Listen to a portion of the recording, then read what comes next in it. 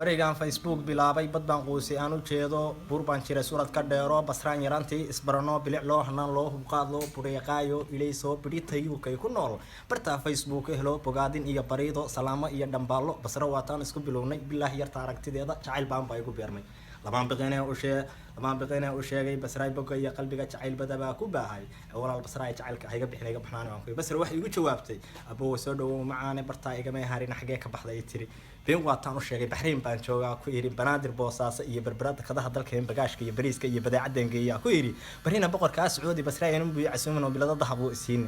bashbash iyo barwaaqay tiri ee bahaynoo barakeeyay tiri beeniraad ma leeyahay ogow bal baxar baan galay eega basra waxaan wada xiriirno bartamaha habeenkiisa ama leeyno baraha internetka joogno baladkan ku dhashay barbaaray baalkiisa garoon ku yaala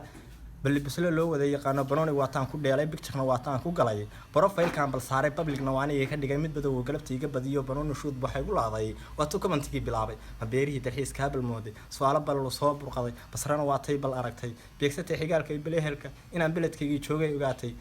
bay waatay tir blogna waatay saartay basra ingiriis la iga baafsho bbc ma la iga baaro hadii kale heeb hol baan iska tuurin bye bye